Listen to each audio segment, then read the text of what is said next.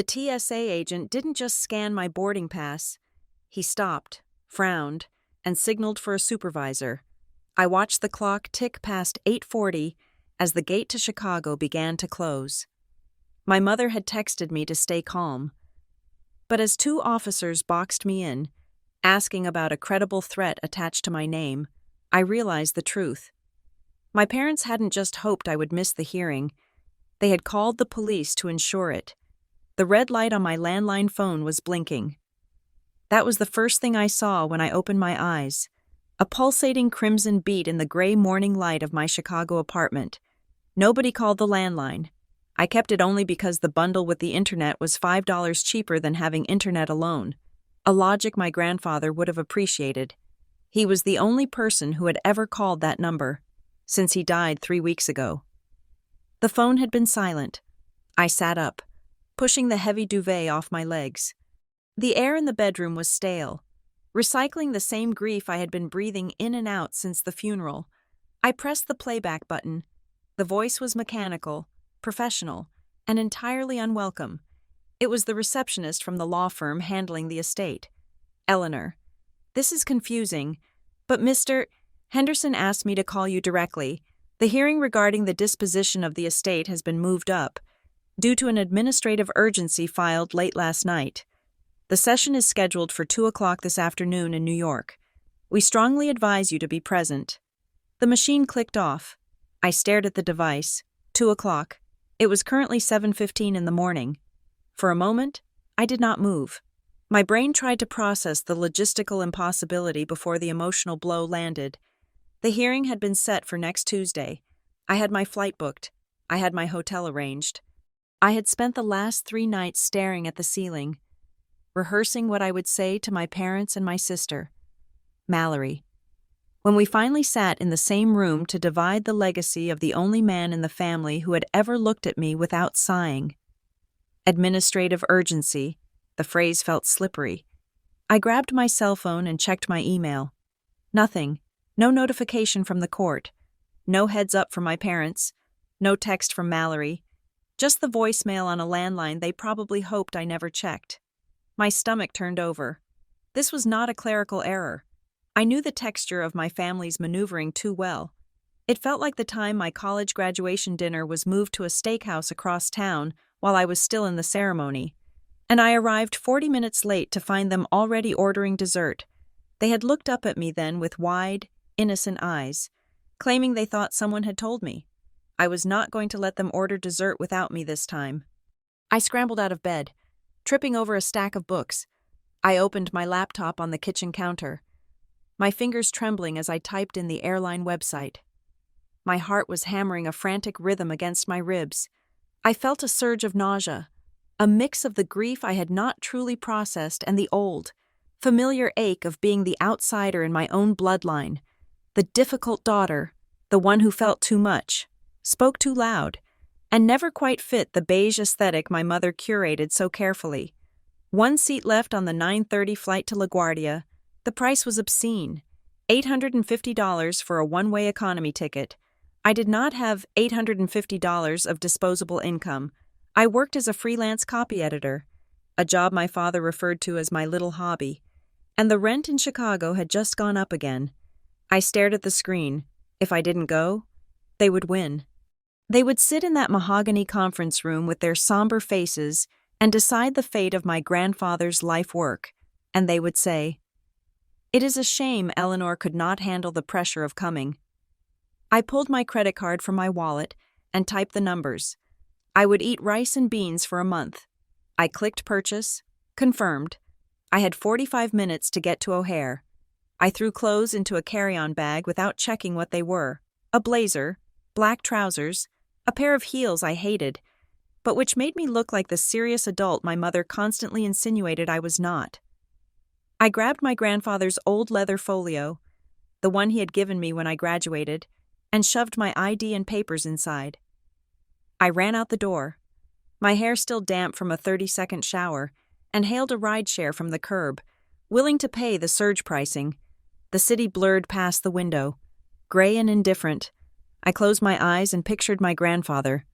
He was a man of sharp angles and soft words, a self-made titan who never forgot the smell of the warehouse floor. He had been the buffer between me and my parents.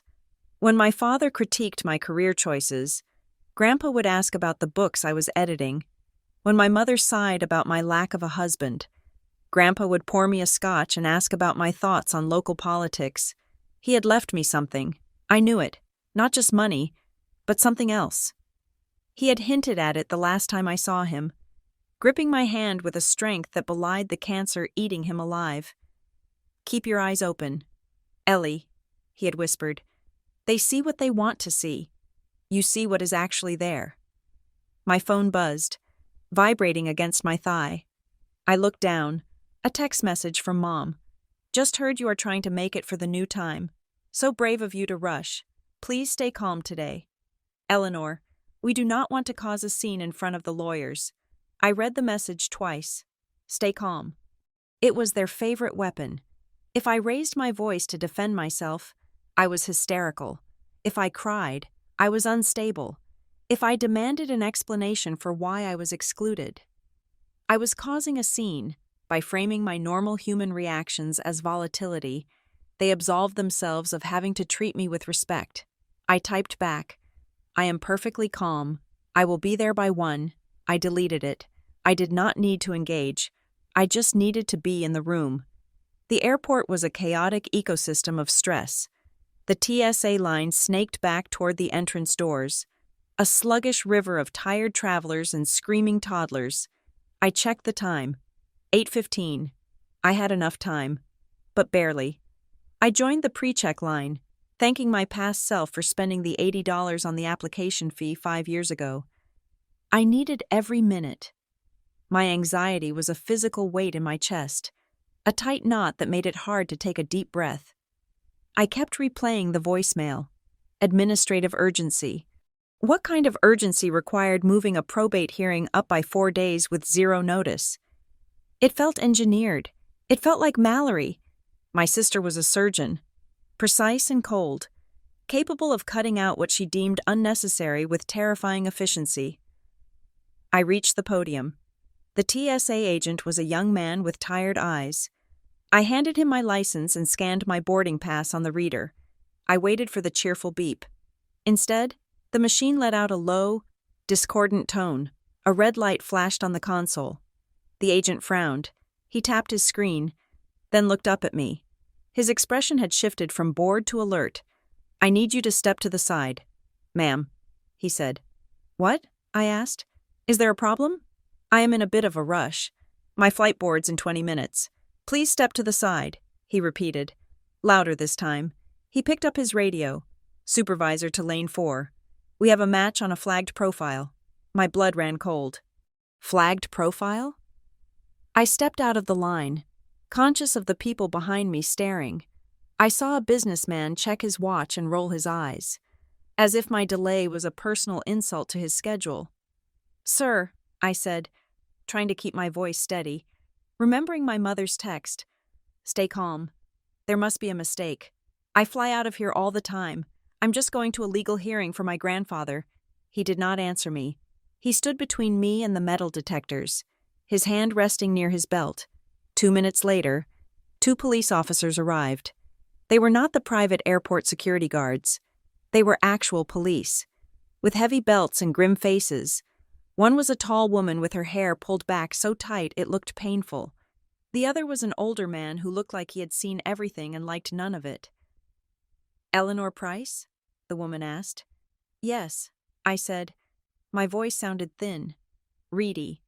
"We need you to come with us," she said. "Come with you? Where?" "I have a flight." "I cannot miss this flight. It is a family emergency." "Ma'am, we have received a report of a credible threat regarding your travel today." The man said, "We need to clear this up before you can go anywhere near a gate." "A threat?" I laughed, a sharp, jagged sound that bordered on hysterical. "That is ridiculous. I am a copy editor. The only thing I threaten is bad grammar. Please bring your bag and follow us," the woman said. She was not smiling. Her hand was hovering near my elbow, not touching me, but ready to grab if I bolted. I looked at the departures board high above us. My flight was flashing. Boarding soon. This cannot be happening, I whispered. I followed them. I had no choice. They led me away from the checkpoint, past the curious eyes of hundreds of strangers, toward a set of nondescript double doors near the restrooms. The humiliation burned my cheeks. I felt like a criminal. I kept my head down, clutching my grandfather's leather folio like a shield. They brought me into a small, windowless room. It smelled of industrial cleaner and stale sweat. There was a metal table and 3 chairs. "Sit down, Ms. Price," the woman said. I sat. My hands were shaking so bad I had to clasp them together on my lap. "Can you explain what this is about?" I asked. "I have done nothing. We received a call roughly an hour ago," the man said. He leaned against the wall, watching me. "The caller identified a passenger matching your description and provided your full name. The caller stated that you had made specific verbal threats about causing physical harm to individuals at a legal proceeding in New York today." I stared at him. The room seemed to tilt. "What?" I said. "That is a lie. I never said that. I would never say that." The caller was quite specific. The woman said, she sat across from me, opening a notepad. "The report states you were agitated and making statements about hurting someone if you did not get what you wanted." My mouth fell open. This was insane. It was the plot of a bad movie. And then, like a camera lens snapping into focus, I thought of the text message. "Stay calm. We do not want to cause a scene." My parents, they knew I would be agitated. They knew I would be rushing. They had set the stage. "I need to make a call." I said, "I need to call my father. He can vouch for me. He is at the hearing I am trying to get to." The officers exchanged a look. "You can make a call," the woman said, "but keep it on speaker." I pulled my phone out with trembling fingers. I dialed my father's number. He answered on the second ring. "Hello? Dad?" I said, my voice cracking. "Dad, I am at the airport. The police stopped me." There was a pause, a silence that felt heavy and thick. "The police?" he said. His voice was smooth, concerned, but it lacked the sharp edge of genuine shock. "Eleanor, what happened? Did you get upset with the staff?" "No," I said, and I heard the rising panic in my own voice, playing right into the narrative. "No, I did not get upset. Someone called in a fake threat using my name. They are saying I threatened to hurt people at the hearing. You have to tell them that is crazy. Tell them I am coming to read Grandpa's will." Another pause. Longer this time. "Eleanor," he said, and his tone shifted. It became the voice he used when I was a teenager and had come home past curfew. It was a voice of disappointed resignation. "Listen to me.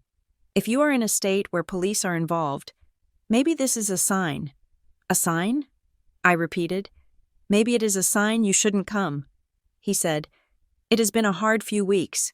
We all know you have been struggling since Dad died. Maybe the stress is too much for you right now." I felt like I had been punched in the throat. "Dad, tell them this is a mistake," I pleaded. "I am not struggling. I am trying to get to the hearing you moved without telling me. We did not move it to hurt you, Eleanor. We moved it because it had to be done. And now, with this police situation, I think it is best if you just go home. We can handle the estate. We will call you when it is done." He was not helping me. He was cementing the wall. "Dad," I started, "take care of yourself." "Eleanor," he said, and he hung up. The line went dead. I looked up at the officers. They were watching me with a mixture of pity and suspicion. My father's performance had been flawless. To them. He sounded like a weary parent dealing with a volatile child. To me, he sounded like a co-conspirator. He hung up. I said numbly, "We need to check your bag." "Ms. Price," the woman said, "do you consent to a search?" "If I say no, do I get to leave?" I asked. "No," the man said. "Then we get a warrant, and you stay here longer." I pushed the bag across the table. "Go ahead." The next 20 minutes were a slow-motion dissection of my privacy. They pulled out my clothes, they shook out my underwear, they opened my toiletry bag, and unscrewed the travel shampoo. They swiped every surface with a cloth to test for explosive residue. While the woman searched, the man asked questions. Do you own any firearms? No. Are you currently under the care of a psychiatrist? No. Have you ever been arrested for assault? No. Why was the hearing moved up? I don't know. I snapped. That is why I'm rushing. He wrote something down. The scratch of his pen on the paper sounded incredibly loud in the small room. The woman pulled out my laptop. She opened it and turned it on. I need you to unlock this, she said. Is this necessary? I asked. I'm going to miss my flight. If you want to be cleared? Yes, she said. I typed in my password. She began clicking through my files, opening my recent documents. She looked at the manuscript I was editing, a historical romance about a duke in the 1800s. She looked at my browser history. Then the man's radio crackled. He stepped out of the room for a moment. I could hear him murmuring low tones in the hallway. When he came back, he looked at me with a strange expression. The caller, he said to his partner. But looking at me, they provided specific details about her itinerary. They knew the airline, the flight number, and the seat number. Seat 14B. I froze. I had booked that ticket 45 minutes ago. I had not told anyone my seat number. I had not posted it on social media. I had not told my parents. How? Then I remembered. My frequent flyer account. It was linked to the family pool my father had set up 10 years ago so we could share miles. My parents had access to the login. They could see my activity. They could see exactly when I booked and where I was sitting. It wasn't just a random report. It was precision targeting. They waited until I booked the ticket. Then they made the call. They gave the police details that only someone intimately close to me or someone hacking me would know, lending the threat immediate credibility. The woman finished with my laptop. She put it back in the bag. Ms. Price, she said. Her voice was softer now. We have run your background. You have no record. The residue tests are negative. Your father, well, that was a personal conversation, but it is not evidence of a crime. She looked at the clock on the wall. It was 9:35. You are cleared to go, she said, but I am afraid you have missed your flight. I stared at the clock. The plane was pushing back from the gate right now. It was taxiing toward the runway, carrying a seat 14B that was empty. My parents were in New York. They were probably walking into the courthouse right now, adjusting their ties and smoothing their skirts, shaking hands with the lawyers, putting on sad faces and saying, "Poor Eleanor, she just couldn't pull it together." I stood up. My legs felt shaky, but my hands were steady as I repacked my bag. I zipped it shut with a decisive snap. "Thank you," I said. My voice was cold. It did not sound like my voice. It sounded like someone else, someone harder. I walked out of the interrogation room and back into the terminal. The noise of the airport washed over me. The announcements, the chatter, the wheeling suitcases. I did not cry. I wanted to. I wanted to curl up on the dirty carpet and weep for the grandfather who was gone and the family that had evidently died along with him. But crying was what the volatile daughter would do. My father's voice echoed in my head. Maybe this is a sign. It was a sign. All right. It was a declaration of war. They thought this would stop me. They thought the humiliation of the police, the fear of the accusation, and the missed flight would send me scurrying back to my apartment to hide. They thought I would accept the narrative they were writing for me. I walked to the nearest flight information screen. I scanned the list. There were no more direct flights to LaGuardia for 4 hours. But there was a flight to Newark leaving in 90 minutes. I pulled out my phone. I saw the notification for the missed call from the airline, and the email receipt for the ticket I had just wasted. I dialed the airline's customer service number.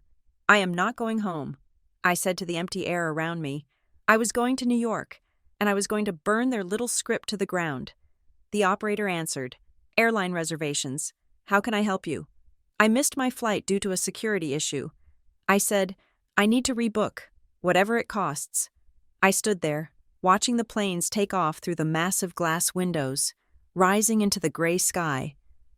My parents had lied to the police. They had risked me getting a criminal record just to keep me out of that room. That meant there was something in that room they were terrified of me seeing.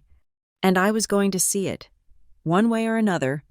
The walk from the security checkpoint to the airline ticketing counter felt like moving through water. The adrenaline that had sustained me during the interrogation was draining away, leaving behind a residue of shaking limbs and a cold, focused fury. I clutched my bag to my chest, my knuckles white against the leather straps. The terminal was a sprawling glass cage of noise. Announcements echoed about unattended baggage and final boarding calls, sounds that usually signaled the start of an adventure, but now sounded like taunts. I found the customer service line for my airline. It was 6 people deep. I did not have time for a line. I walked to the first-class priority lane, the agent behind the podium. A woman with perfectly coiffed silver hair and a scarf tied in a complex knot looked up at me over her glasses. "Ma'am, this is the priority lane," she said. Her voice was pleasant but guarded. "I know," I said. I placed my credit card on the counter.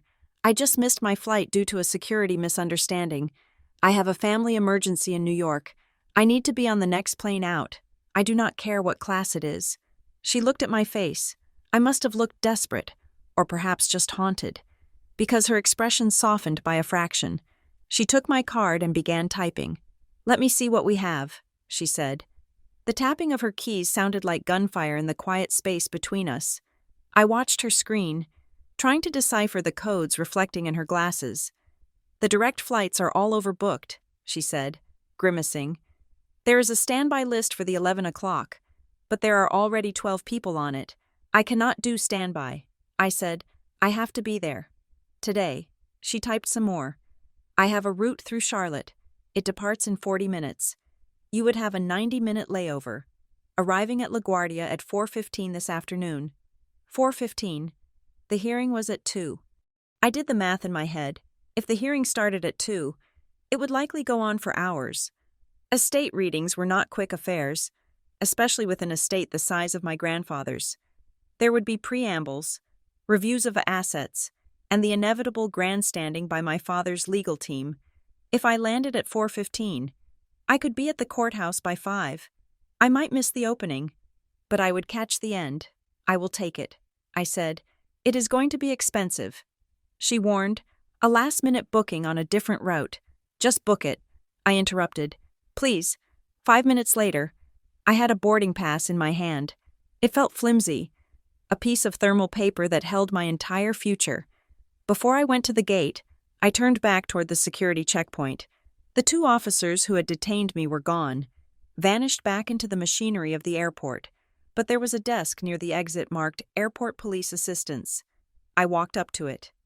A young officer was sitting there, staring at a monitor. "Excuse me," I said. He looked up. "Yes? I was detained about 30 minutes ago regarding a false threat report." I said, "I was cleared. My name is Eleanor Price. I need the incident report number and the contact information for the agency that handled the call." He blinked. "Ma'am, those reports aren't usually available immediately. I'm not asking for the full report." I said, keeping my voice level, "I am asking for the reference number. I have been delayed. I have missed a flight, and I have incurred significant financial damages. I intend to file a formal complaint. I need that number so my lawyer can request the logs." The mention of a lawyer made him sit up straighter. He typed my name into his system. He frowned, read something on the screen, and then scribbled a string of numbers on a sticky note. "This is the incident number," he said, handing it to me. As for the agency contact, it was routed through the main switchboard. "You will have to contact the airport administration office for those records." "Thank you," I said. I took the sticky note and stuck it to the back of my phone case. It was the first brick in the wall I was going to build around myself. I found a quiet corner near Gate C4, away from the screaming children and the news monitors. I sat on the floor, leaning against a pillar. I needed to make the call I had been dreading. I dialed the number for Henderson Associates. The phone rang 4 times before the receptionist picked up. "Henderson Associates. How may I direct your call?" "This is Eleanor Price," I said. "I am returning a call from earlier regarding the estate hearing for Arthur Price." "Oh," she said. Her voice dropped an octave. It became the voice one uses at a funeral home. "Ms. Price? Yes. Mr. Henderson mentioned you might call back. I need to speak to him. I said, "One moment. Please." Music played. It was a classical piece, something soothing and expensive. I squeezed my eyes shut. I could imagine the conference room in New York, the heavy oak table, the view of the skyline, my mother, probably wearing her navy Chanel suit, dabbing her eyes with a lace handkerchief, my father, stoic and grave, Mallory, sitting straight-backed, looking efficient and helpful. The music stopped. Ms. Price? It was not Mr. Henderson. It was a voice I recognized vaguely. Stephen Gower, a junior partner. He was sharp, ambitious, and had always looked at me like I was a smudge on a glass surface. "Mr. Gower," I said, "I am currently at the airport. I was detained due to a security misunderstanding, but I am on my way. I will be landing at 4:15. "Eleanor," he said. He did not use my title. He used my first name, a subtle diminutive. "We are already underway. The judge approved the emergency motion to expedite the schedule this morning." "I understand that," I said, fighting the urge to scream. "But I am a primary beneficiary. Surely you can request a recess until I arrive. It is only a few hours." He sighed, a long, weary sound that traveled 1,000 miles over the cellular network. The urgency of the administrative motion does not allow for delays. "Eleanor, the court is on a tight schedule. Your parents and sister are here. We have a quorum. Honestly, your presence is formal, not functional. We can proceed with the reading and the initial distributions without you physically in the room. Formal, not functional." That was it. That was my entire existence in the Price family condensed into 3 words. I was a decoration, a prop to be wheeled out for Christmas photos and then stored away in the attic so I would not break anything. "Mr. Gower," I said, my voice hardening. "My grandfather explicitly wanted me there. If you proceed without me, I will contest every signature made in that room today. Listen, Eleanor," he said, and his tone shifted from weary to cold. "You have had a difficult morning. We heard about the trouble at the airport. It is probably best if you do not add the stress of the courtroom to your day. You can review the outcomes later. We will courier the documents to your apartment. We heard about the trouble." How? How did they hear about it? I had only told my father 10 minutes ago, and he had hung up on me. Had he walked right back into the conference room and announced it?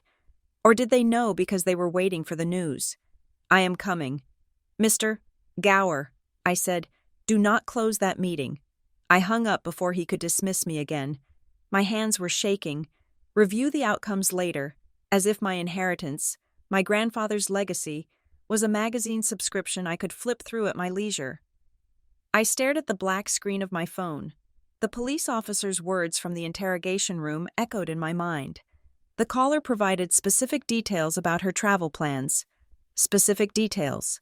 Mallory needed to know exactly where I would be sitting so the anonymous tip would sound credible to the police. If they had just said, "Eleanor Price is on a plane," it might have been ignored, but Eleanor Price, United Flight 492, Seat 14B? That was actionable intelligence. A wave of nausea rolled over me. It was not just that they wanted the money. It was the cruelty of the method. They could have just told me the wrong time. They could have uninvited me. Instead, they chose to humiliate me. They chose to put me in a room with police officers who treated me like a terrorist. They wanted to break me. I looked up. The airport was moving around me, indifferent to my revelation. I needed help. I needed someone who understood systems. I needed Dana. Dana Mercer had been my roommate in college. She was now a high-level compliance officer at a regional bank in Chicago. She spent her days hunting money launderers and flagging suspicious accounts. She saw the world in terms of risk vectors and audit trails. I dialed her number. She answered on the first ring. "Elle? Everything okay?" "I thought you were in the air." "I am not." I said, "I am on the ground in Chicago." "Dana." Something happened. I told her everything. The voicemail, the mother's text, the police, the questions about my mental health, the missed flight, the rebooking. When I finished, There was a long silence on the other end. "Eleanor," Dana said. Her voice was no longer the voice of my friend. It was the voice of the compliance officer. "This is not just a family spat. This is a setup." "I know," I said. "They wanted me to miss the hearing." "It is worse than that," she said. "Listen to me carefully. In my world, if we want to block someone from accessing funds or taking a seat on a board, we do not just physically stop them. We create a risk profile." "What do you mean?" "Think about the questions the police asked you," she said. "They asked about your mental health. They asked if you were agitated. They created an official government record, an incident report, that links your name to a credible threat and instability, even though you were cleared. That report exists. So?" I asked. "I was cleared." "So," Dana continued, "if your family wants to contest your grandfather's will, specifically, if they want to argue that you are unfit to manage your share of the estate, they now have a third-party record of you being detained by police for erratic behavior on the day of the hearing. They can use this to argue that you are volatile, that you are a liability." I felt the blood drain from my face. "They are building a case against me." I whispered. "Exactly," Dana said. "They are papering the file. If there is a trust involved, or a board seat, there are usually clauses about competence and character. Being flagged as a security threat at an airport is a major character hit. It goes into the background checks." I leaned my head back against the pillar. It was so much more calculated than I had realized. It wasn't just about delay. It was about disqualification. "What do I do?" I asked. "First, you get to that hearing," Dana said. "You show up. You be the most sane, rational, boring person in the room. Do not yell. Do not cry. Do not give them a single pixel of footage they can use to paint you as crazy. I can do that," I said. "Second," Dana said, "you need to find out where that call came from. The police won't give it to you. But there are other ways. Did you talk to customer service? They said it's a law enforcement matter." "Okay," Dana said. "I'm going to make some calls. I know people in airport operations. I can't promise anything, but I might be able to find out if the call came from a landline or a cell. If it's a burner phone, we're stuck. But if they were stupid enough to use a personal phone—" "My parents aren't stupid," I said. "People get sloppy when they think they are righteous," Dana said. "And your parents think they are doing the right thing. That makes them dangerous. But it also makes them blind.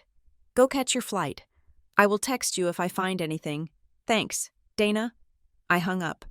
I stood up and walked toward the gate. My legs felt heavy, but my mind was sharpening. I was beginning to see the shape of the monster I was fighting. As I was handing my boarding pass to the gate agent, my phone pinged with an email notification. I paused on the jet bridge, the cool air of the tunnel hitting my face. I looked at the screen. It was from a sender I did not recognize. A string of random letters and numbers at a generic encrypted email service. Subject: "You were never supposed to arrive on time." My thumb hovered over the screen. I shouldn't open it. It could be a virus. It could be spam. I opened it. It was an image file, a screenshot. The image was grainy, like it had been taken hastily with a phone camera pointed at a computer monitor. It showed the header of a legal document. Eleanor Price, Risk Assessment Summary. Prepared for Estate of Arthur Price. Administrative Review Status. High volatility/exclusion recommended. Below the header. There was a single line of text typed into the body of the email. "They started drafting this 3 months ago. Run." I stared at the phone. The passengers behind me were grumbling, urging me to move. "Ma'am?" the flight attendant said from the plane door. I shoved the phone into my pocket and stepped onto the plane. 3 months ago. My grandfather was still alive 3 months ago. He was in hospice, yes, but he was alive. They had been planning to cut me out while he was still breathing. I found my seat. It was a window seat in the last row. I sat down and buckled the belt tight across my lap. The cabin smelled of recycled air and coffee. Who sent the email? Was it Mallory, having a crisis of conscience? Impossible. The text asking for my flight info proved she was an active participant. Was it my father? No. He didn't know how to use encrypted email. Someone else was involved. Someone inside the process. The plane taxied. The engines roared as we lifted off the tarmac, leaving Chicago behind. I looked down at the grid of the city. Somewhere down there, my apartment was empty. Somewhere down there, the life I thought I had was dissolving. I closed my eyes and tried to sleep, but my mind was a slideshow of betrayals. The graduation dinner, the time they forgot to pick me up from the hospital when I had my appendix out, the way they always spoke about me in the past tense, as if the real Eleanor had died years ago and I was just a disappointing ghost. The flight to Charlotte was bumpy. Turbulence shook the frame of the aircraft, dropping us in sudden, sickening lurches. I gripped the armrests, visualizing the hearing in New York. I imagined kicking open the doors. I imagined flipping the table. No. Dana's voice whispered in my ear. Sane, rational, boring. We landed in Charlotte under a gray, weeping sky. I had 90 minutes. I walked fast, navigating the unfamiliar terminal, seeking coffee and a power outlet. I found a seat near a pretzel stand. I plugged in my phone. It rang immediately. I jumped. The screen showed, "Unknown caller." I hesitated. My nerves were frayed wires. But curiosity won. "Hello?" I answered. "Ms. Price?" The voice was male, soft, and deliberate. It sounded like the voice of a man who spent a lot of time reading in quiet rooms. "Who is this?" I asked. "My name is Grant Lasker," he said. "I am acting as the outside mediator for your grandfather's estate. I have never heard of you." I said, "No, you wouldn't have," he replied. "Your grandfather retained me privately 6 months ago. My role is dormant. Usually, I only become active under specific conditions." "What conditions?" I asked. "One of the conditions," he said, his voice lowering, "is if you are delayed or absent from the primary inheritance hearing." I went very still. The noise of the Charlotte airport faded into a dull roar. "He knew," I whispered. Grant Lasker paused. He paused for a long time. "Your grandfather was a very observant man. Eleanor, he loved your parents, but he did not trust them with you. He anticipated this exact move." The words hit me like a physical blow.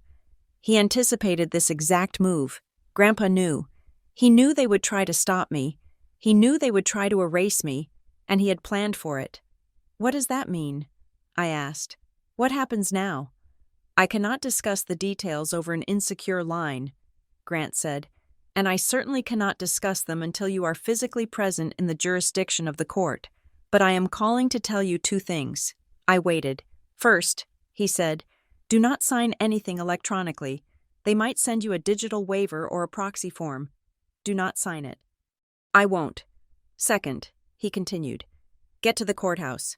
Even if you are late, even if the doors are closed, you must physically present yourself to the clerk today. The instruction your grandfather left depends on your arrival. I am on my way." I said, "I land at 4:15. "Good," Grant said. "I will be waiting. And Eleanor?" "Yes?" "You are not alone in this fight." He made sure of that. The line went dead. I lowered the phone. My hand was trembling again, but this time, it wasn't from fear. It was from a sudden, fierce surge of hope. My grandfather hadn't left me defenseless. He hadn't just left me money. He had left me a strategy. I looked at the departures board. My flight to New York was boarding in 20 minutes.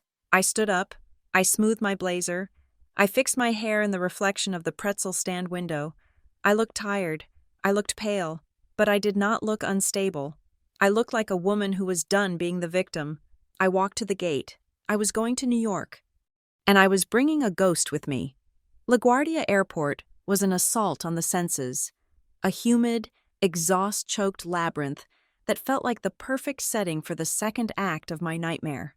I sprinted from the terminal to the rideshare pickup zone, my heels clicking a frantic rhythm on the concrete. The air smelled of jet fuel and pretzel dust. My phone buzzed in my hand, a constant, low-level electric shock reminding me of the time. 4:30, The hearing had been underway for 2.5 hours. I threw myself into the back of a Toyota Camry that smelled aggressively of vanilla air freshener. New York County Surrogates Court, I said. Breathless. 31 Chambers Street. Please hurry. The driver, a man with headphones around his neck, looked at me in the rearview mirror. Traffic is brutal. Lady, he said, it is rush hour. Just drive. I said, I will tip you $50 if you get me there before 5. He merged into traffic with a newfound sense of purpose. I slumped back against the seat. My blazer was wrinkled.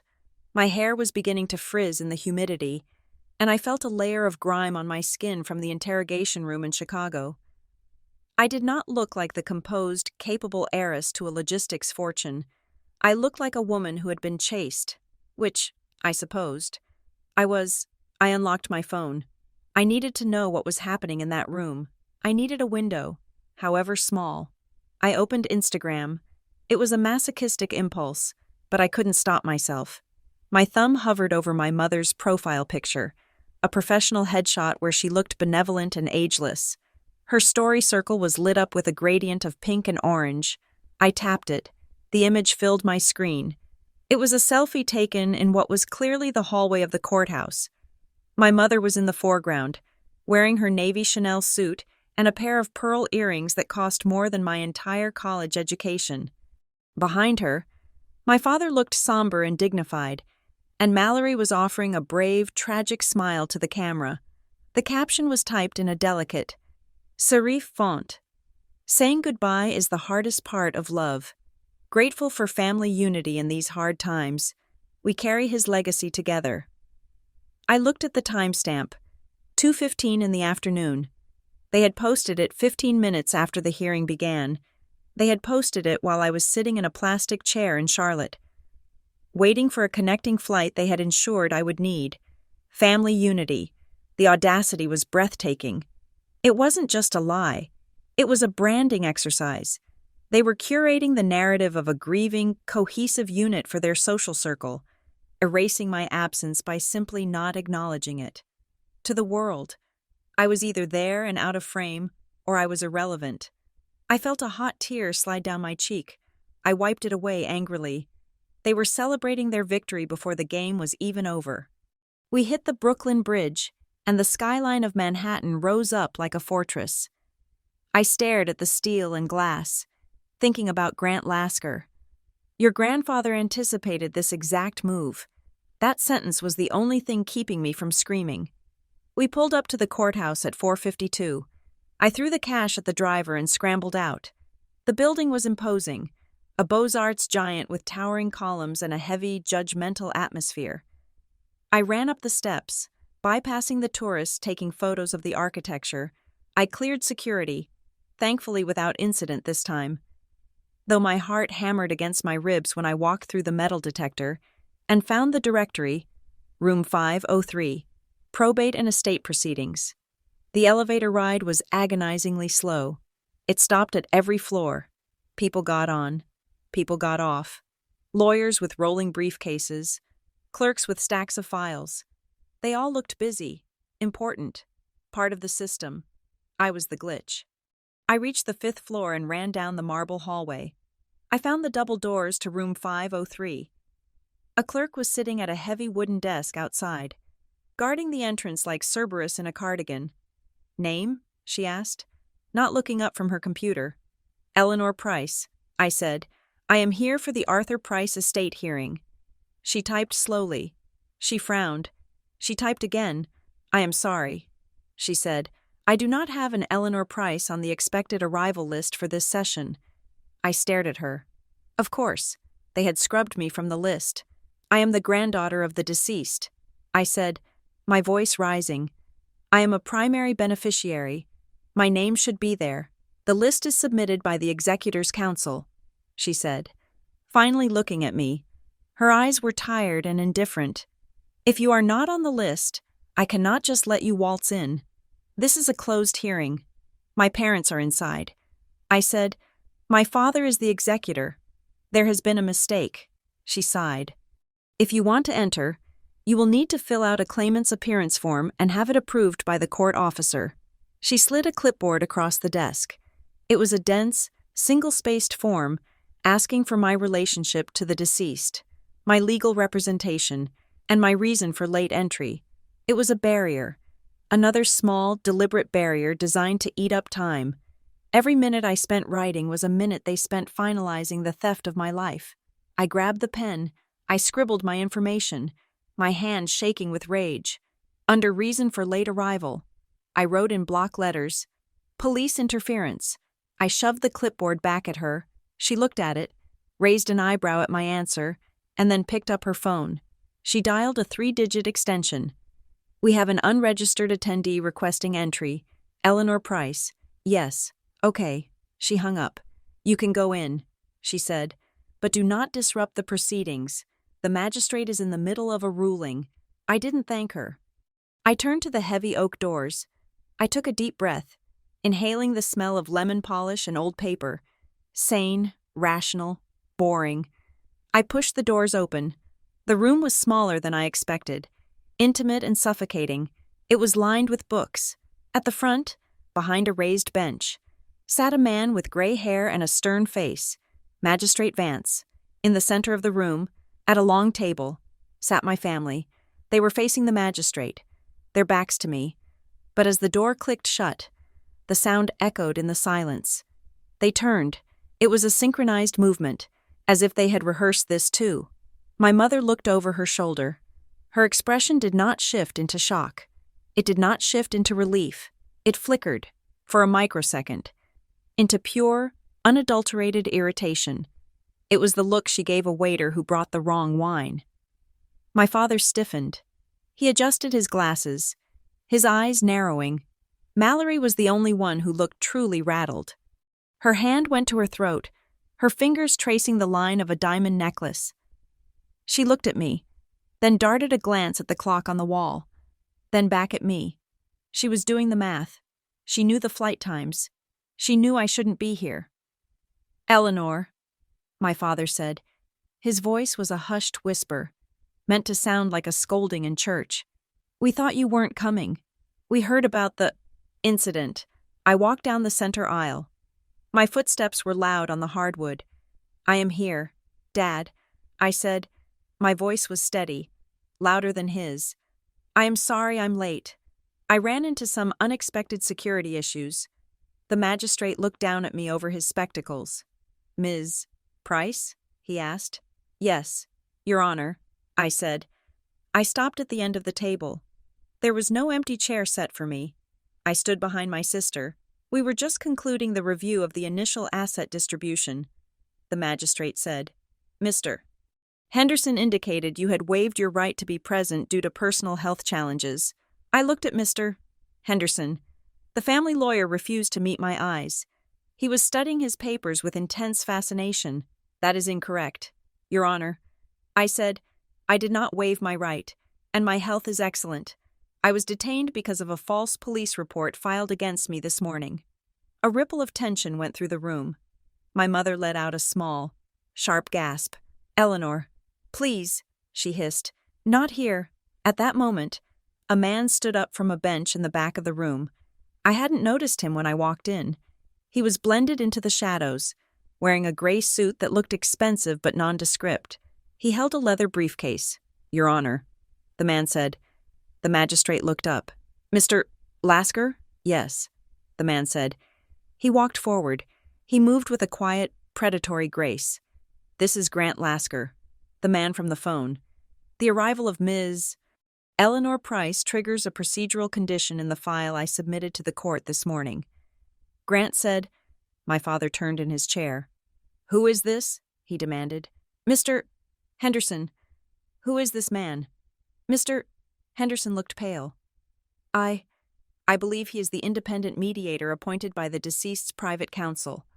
"Your Honor," Grant continued, ignoring my father, "I am holding a sealed evidentiary packet from the late Arthur Price. The instructions on the seal are explicit. It is to be opened and entered into the record only if an interested party, specifically Ms.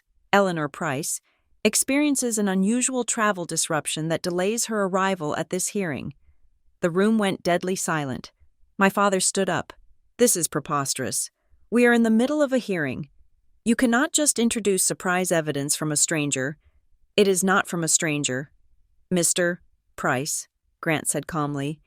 It is from your father. Grant walked to the bench and handed a thumb drive and a document to the clerk. The magistrate took the document. He read it in silence.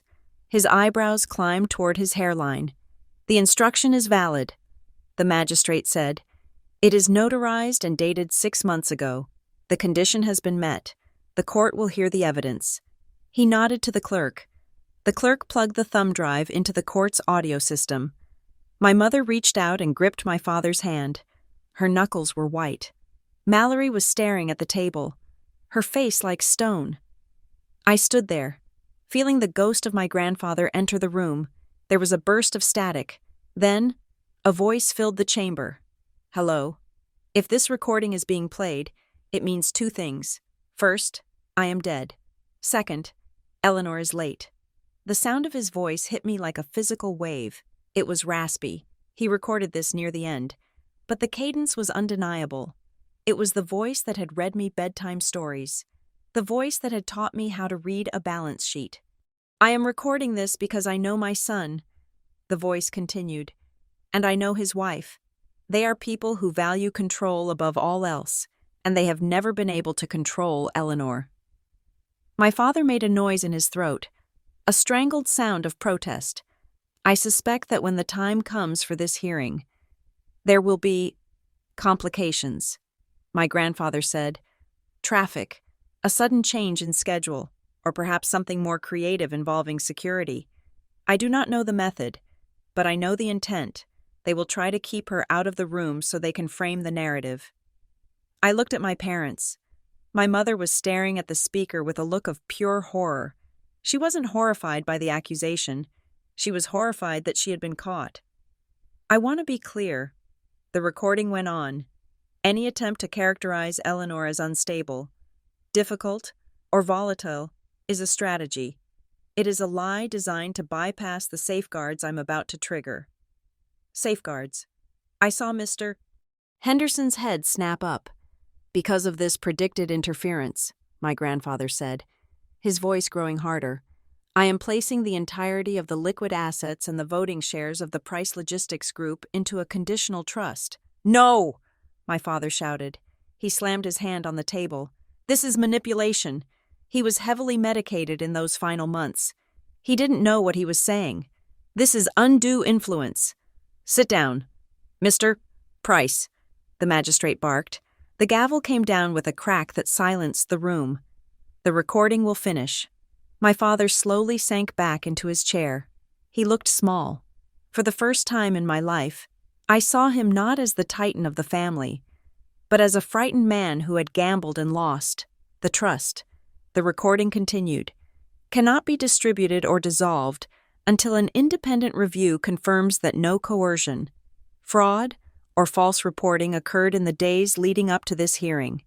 If any beneficiary is found to have interfered with the attendance of another, their share of the estate will be forfeited and donated to the charities listed in Schedule B. Mallory made a sound. It was a sharp intake of breath, like she had been stabbed. I looked at her. She was staring at me. Her eyes were wide, and in them, I saw the dawn of absolute terror. She knew. She knew about the phone call. She knew about the specific details provided to the police.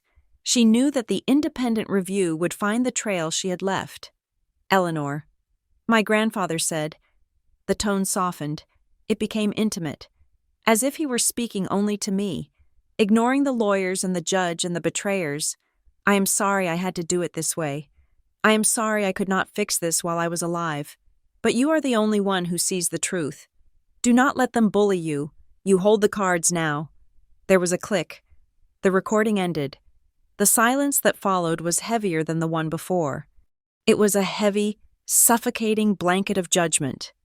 The magistrate cleared his throat. He looked at the family lawyer, then at Grant, and finally at me. This changes the complexion of the proceedings, the magistrate said. Your Honor, Mr. Henderson stammered, we object to the admission of this recording. The capacity of the testators in question. We have medical records. The instruction was prepared with a competency evaluation attached.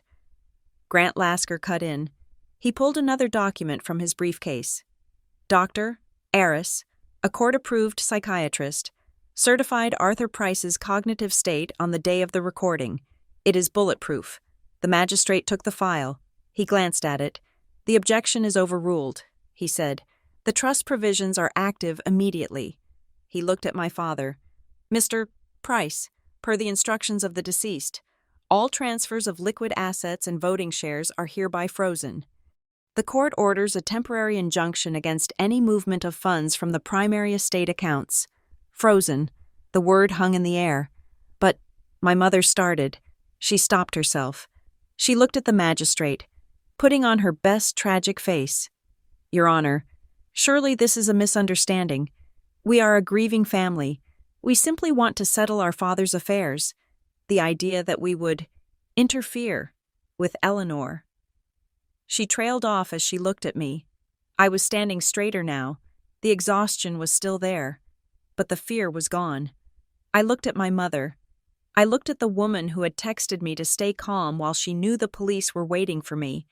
I think the review will clear up any misunderstandings. Mother, I said, my voice was cool, detached. If you didn't do anything, you have nothing to worry about. She flinched. The magistrate adjusted his glasses. I am scheduling a follow-up hearing for 3 weeks from today. He announced, in the interim, Mr. Lasker is appointed as the special administrator to oversee the independent review required by the trust. He will have full access to all communications and records regarding the estate management. All communications. I saw Mallory reach for her phone on the table. She slid it into her lap, her hand shaking, and, the magistrate added, his eyes narrowing as he looked at my father. Let me be very clear.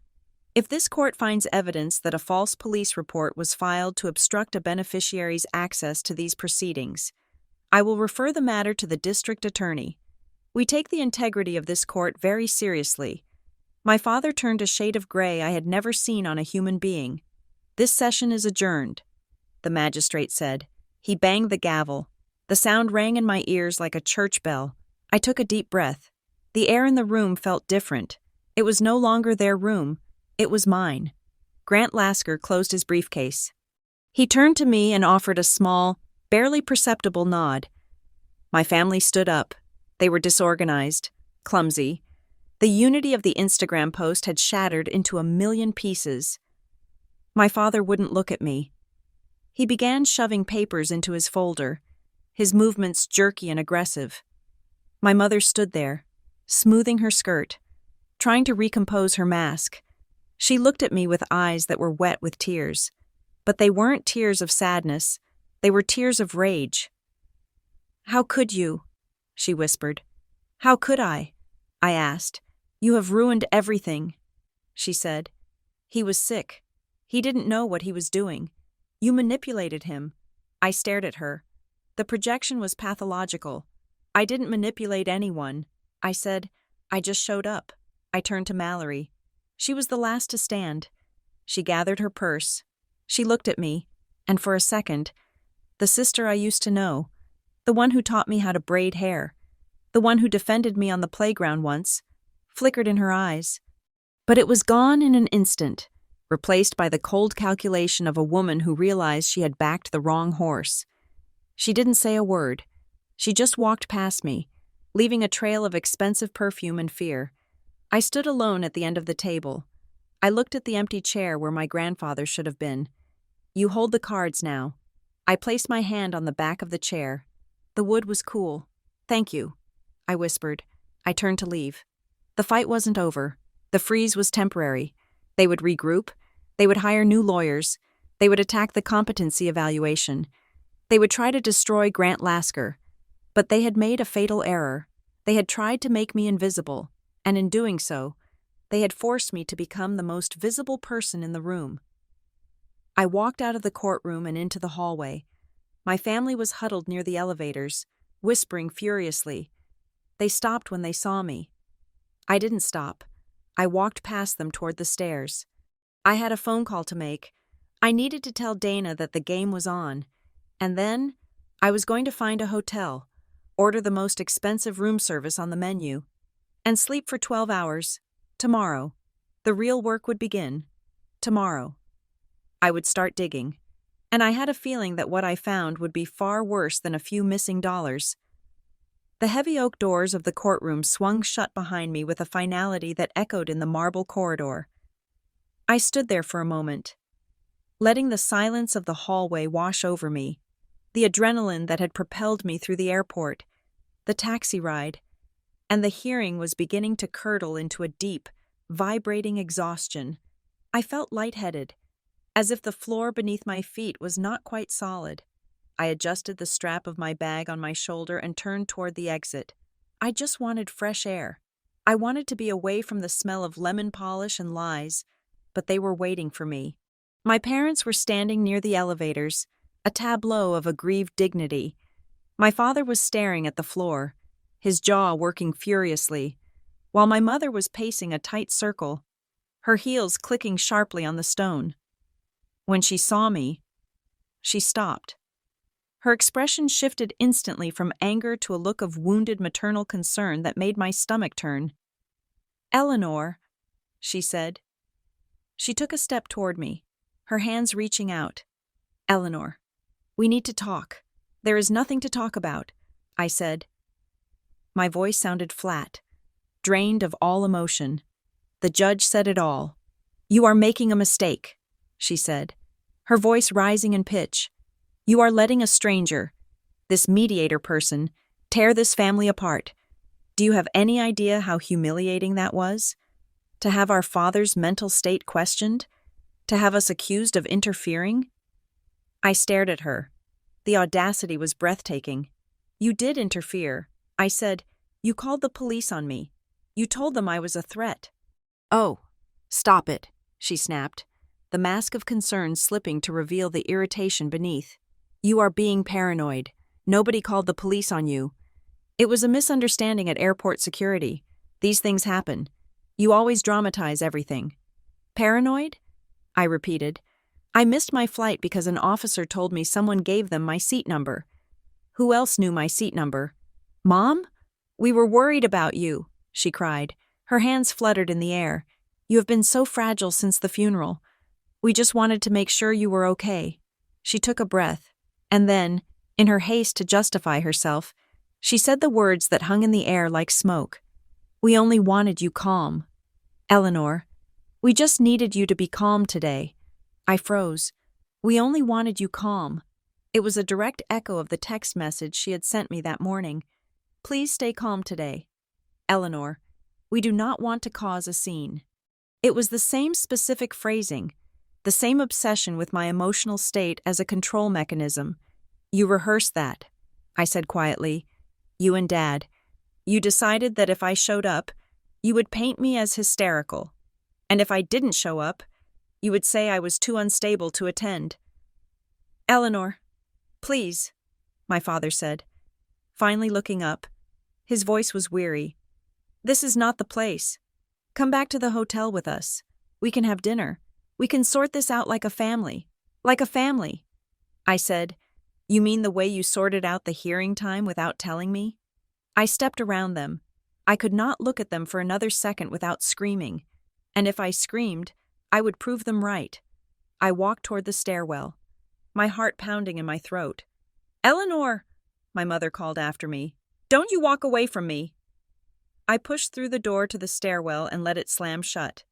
I started down the stairs, taking them two at a time, needing to put physical distance between myself and their suffocating reality. I reached the lobby landing and paused to catch my breath. The air here was cooler. I leaned against the railing, closing my eyes. "Eleanor." The voice was sharp, composed, and coming from above me. I looked up. Mallory was standing on the landing I had just vacated. She descended the stairs slowly, her hand gliding down the railing. She looked impeccable. Of course, her hair was sleek, her suit was unwrinkled, and her face was a portrait of competent resolve. She didn't look angry. She looked like she was arriving to fix a leaky faucet. "You made quite an entrance," she said. "I learned from the best," I replied. Mallory stopped on the step above me. giving her the height advantage. She used it. She looked down at me with a mixture of pity and frustration. "Look," she said, "Dad is a mess. Mom is going to have a migraine for 3 days. And you look like you haven't slept in a week. This whole situation is a disaster." "I agree," I said. "It is amazing what happens when you try to frame your sister for a felony." Mallory waved her hand dismissively. As if I had just mentioned the weather. "Let us put the theatrics aside. Elle, we are adults. And right now, we have a problem. The assets are frozen. That is bad for everyone. It is bad for the company. It is bad for the tax liability. And it is bad for you. You need money, don't you?" I narrowed my eyes. "What are you getting at?" Mallory reached into her oversized tote bag. She pulled out a blue folder. "I anticipated that things might get complicated," she said. "So I had the lawyers draft a contingency, a way to smooth things over without dragging this out for months in court." She held the folder out to me. "What is it?" I asked. "A family settlement agreement," she said. "It is a standard instrument. It essentially says that we, the beneficiaries, agree to bypass the probate delays and distribute the assets according to a private schedule. If we all sign it, we can petition the court to lift the freeze tomorrow. We can say the dispute is resolved." I took the folder. It felt heavy. "And what is the private schedule?" I asked. Mallory smiled. It was a tight, practiced smile. Same split as the will, thirds, but with some administrative adjustments to ensure stability. I opened the folder. The document was thick, printed on high-quality bond paper. I scanned the first page. It looked standard enough. Agreement between parties. Mutual release. I flipped to the section labeled Asset Management and Distribution. My editor's eye caught the language immediately.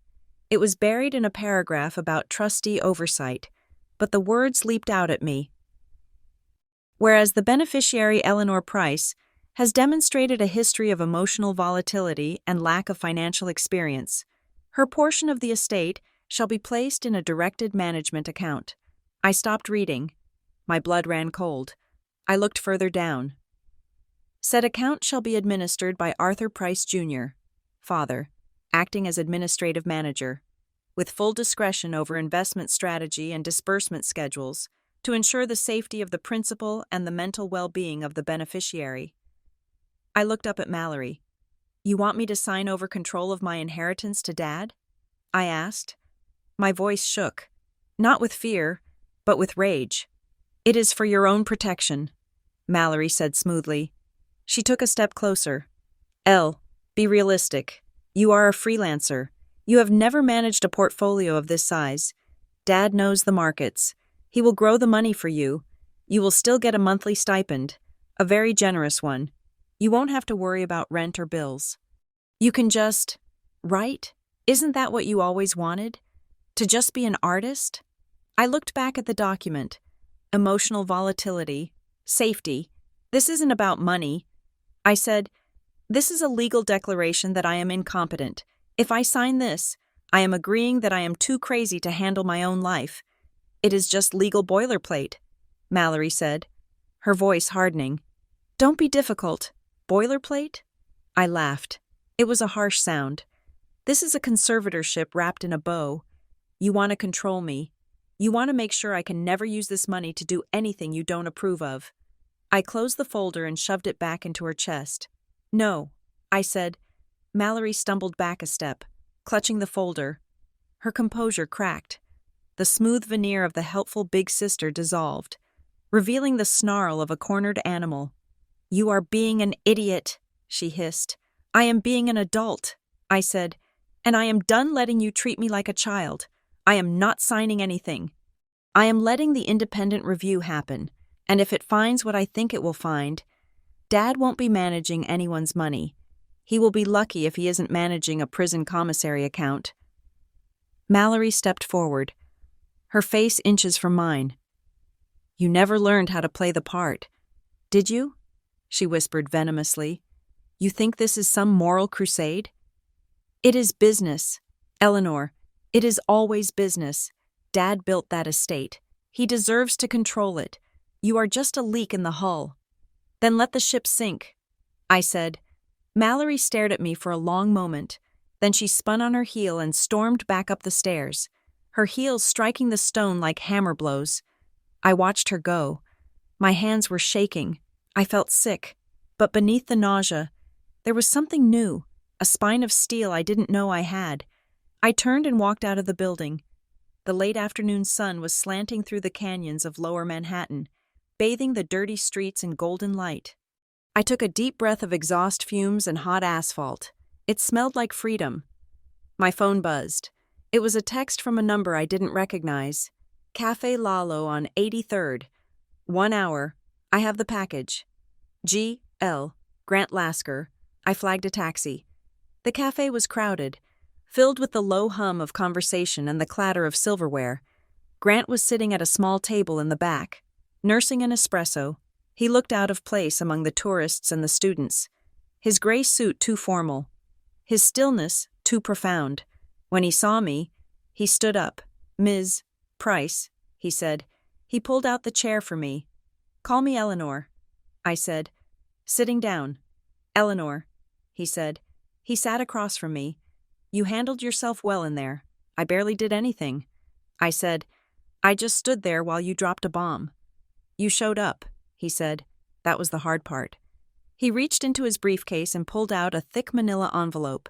It was sealed with red wax, the old-fashioned kind. It looked like something from a different century. "This is the rest of it," Grant said. "Your grandfather wanted you to open this in private, but given the circumstances, I think we should go over the basics now." He broke the seal. Inside was a stack of papers and a smaller, cream-colored envelope with my name handwritten on the front. Grant spread the papers out on the table. "These are the verification contacts," he explained, pointing to a list of names and phone numbers. "Your grandfather knew that proving interference would be difficult. He hired a private investigator 3 months ago to monitor the family's digital footprint regarding the estate." "He hired a PI on his own son?" I asked. Grant looked at me with sad eyes. "He hired a PI to protect his granddaughter. The investigator's name is Marcus Thorne. His number is at the top. He has been logging communications. He is the one who traced the prepaid phone purchase I mentioned in court." I looked at the list. There were other names, too. T.S. A supervisor, Unit 4. O'Hare. Bank manager, Chase. Private client. He built a network. I whispered. He was a logistics man. Grant said, "He knew that systems break where the pressure is highest. He reinforced the weak points." He pushed the cream-colored envelope toward me. "This is for you," he said. He wrote it the week before he died. I took the envelope. My fingers traced the familiar, spidery handwriting. "Eleanor." I opened it. The paper was thin and crinkled. "My dearest Ellie, if you are reading this, I have failed to protect you while I was alive. For that, I am profoundly sorry. I have watched for years as you struggled. I watched you work 3 jobs to pay for your apartment while your sister was given a condo as a graduation gift. I watched you worry about grocery bills while your mother bought cars on a whim, and I did nothing. I told myself I was keeping the peace. I told myself that your parents were just strict, that they wanted you to be independent. But as I got sicker, and as I started looking closer at the accounts, I saw the truth. They have been redirecting funds meant for you since you were 18. The trust your grandmother set up for your education? Your father absorbed it into the family management fund and told you it had lost value in the market. It hadn't. The dividends from the logistics shares that were supposed to be in your name? Diverted to a holding company controlled by Mallory. I stopped reading. The words swam before my eyes. The trust your grandmother set up. I remembered that. I remembered asking my father about it when I got into grad school. He had sat me down, looking grave, and told me the market had crashed and the trust was gone. He said I would have to take out loans. I am still paying off those loans. I send $400 a month to a loan servicer, eating ramen to make the payments, while my father sat on the money that was supposed to pay for it. They always framed it as helping the family, the letter continued. They told me they were managing it for you because you weren't business-minded. They told me you didn't care about money. And I let them lie to me because it was easier than confronting the greed of my own son. But I am done with easy. You are the only one of them with a moral compass, Ellie, and you are the only one who can save this family from itself. By stopping them. Do not let them settle. Do not let them guilt you. Fight for the truth of your own life. Love, Grandpa. I put the letter down. I couldn't breathe. It wasn't just that they were mean. It wasn't just that they didn't like me. They had stolen from me. For 15 years, they had systematically looted my future to fund their lifestyle, all while telling me I was the failure who couldn't make ends meet. Every time I asked for help and they sighed. Every time they gave me a check for $50 at Christmas and told me not to spend it all in one place, it was a performance, a cruel, twisted joke. I felt a tear slide down my cheek, hot and stinging. But this time, it wasn't grief. It was clarity. They owe me. I whispered. Grant nodded slowly. Yes, they do. This isn't just about the inheritance, I said. Looking up at him, my voice was steady now. This is about my life. They stole my narrative. They made me think I was bad with money, that I was unlucky, that I was a mess. But they were the ones cutting the strings. Grant took a sip of his espresso. So, he said, what do you want to do? I wiped my face with the back of my hand. I want everything. I said, I want every penny they took. I want every lie they told exposed. And I want them to admit it. Then we need to move fast. Grant said, the freeze is good, but it is temporary. They will try to hide the paper trail of the past thefts. I pulled out my phone. I need to call Dana. I walked outside to the sidewalk to make the call. The city noise was loud, but my focus was laser sharp. Dana answered on the second ring. Tell me you are alive. I am alive, I said, and I am furious. Dana, I need your professional brain. I told her about the hearing, the trust, and the letter. I told her about the stolen education fund. Holy hell. Dana said, that is embezzlement. If they moved assets from a trust in your name without your consent, that is grand larceny. How do I prove it? I asked. We need records. Dana said, specific ones. We need to draft a formal demand letter for the historical accounting of the grandmother's trust. But we can't just ask for everything. We need to be surgical. She started rattling off terms, transaction ledgers, beneficiary consent forms, third-party audit trails. I scrambled to write them down on a napkin I had grabbed from the table. And Eleanor, Dana added, you need to freeze them out of your digital life right now. If they have been stealing from you, they probably have access to your current accounts too. Change every password, check your credit report, and look for the entry points. Entry points? How did they get the money? Dana asked. Did you sign things you didn't read? Did you forward emails? I stopped. Did you forward emails? I thanked Dana and hung up. I went back inside and told Grant I had a plan. He gave me a copy of the PI's initial report and told me to get some rest. I didn't rest. I checked into a hotel down the street. A nice one. Putting it on my credit card without a second thought, and sat on the bed with my laptop. I logged into my email. I went to the search bar. I typed in my father's email address. Hundreds of results popped up. I started scrolling back. Years back. Subject, tax documents. Date, April 14th, 2018. From, Dad, Eleanor. The accountant needs your signature on this quickly to file the family return. Just sign the last page and scan it back. It saves you the filing fee. I had signed it. I hadn't read it. I thought he was doing me a favor. Subject, bank verification. Date, June 20th, 2015. From Mom. Honey, we are updating the beneficiaries on the main policy and the bank needs to verify your current routing number. Can you forward that PDF you got from Chase? I had forwarded it. Subject, identity protection. Date, January 2020. From Mallory. Hey, Dad is setting up a monitoring service for all of us. He needs your social and your mother's maiden name answers for the security questions. Just reply here. I had replied.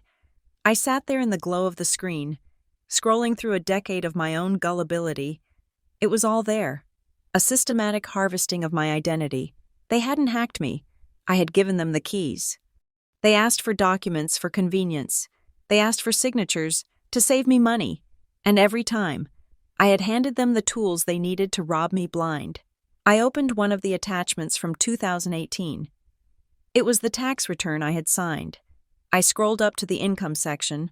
There, listed under passive income, trust distributions, was a figure, $50,000.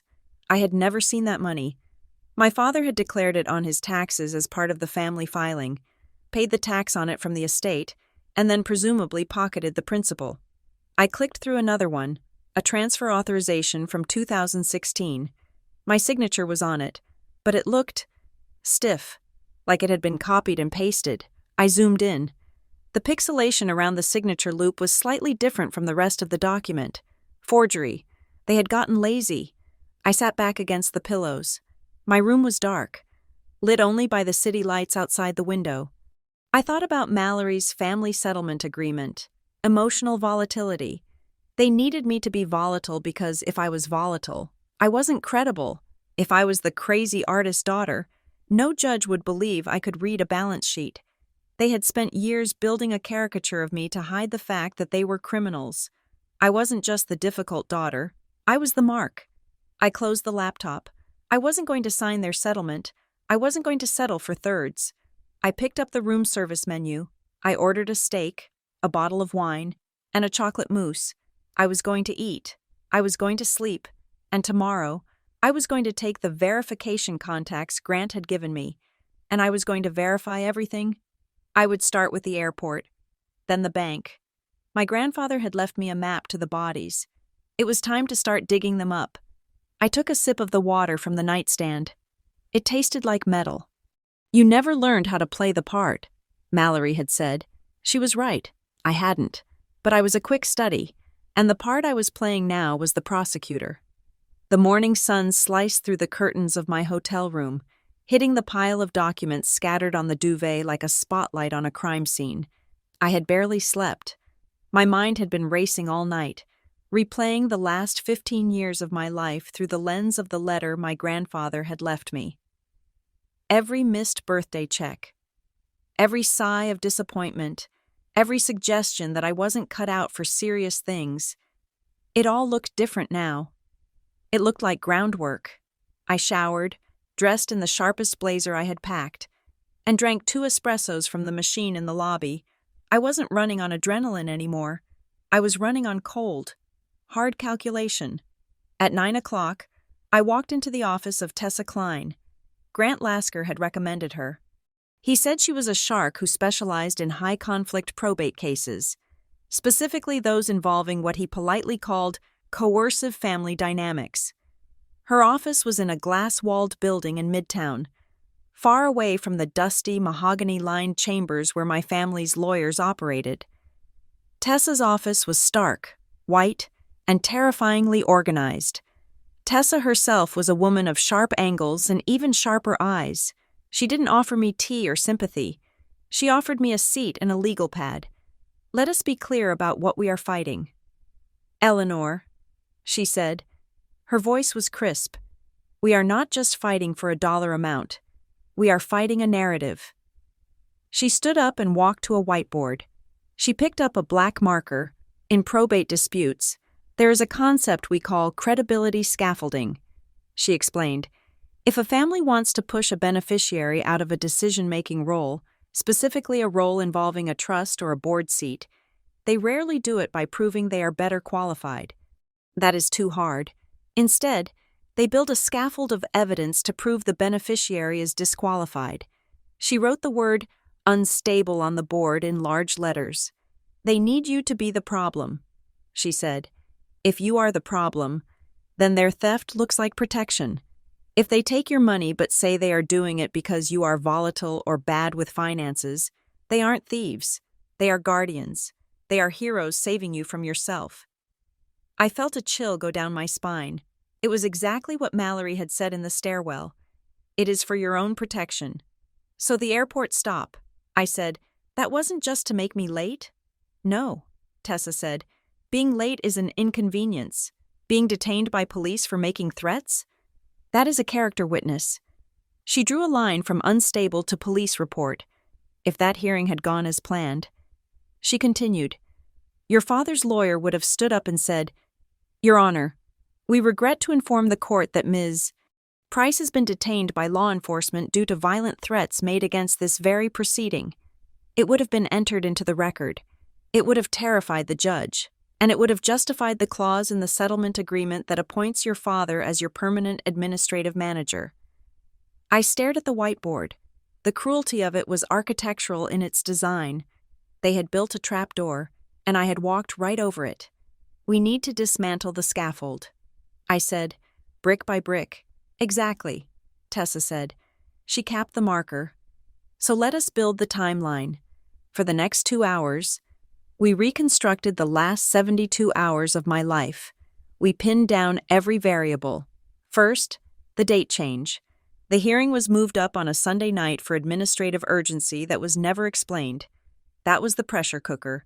They needed me flustered. Second, the text from Mallory 2 days prior. Send me your flight info in case we need to coordinate. That was the reconnaissance. Third, the text from my mother. Stay calm. We do not want to cause a scene. That was the setup. They were planting the seed of my instability before I had even arrived. Fourth, the airport stop, the anonymous call, the specific details about my seat number. Fifth, the immediate attempt to force a settlement.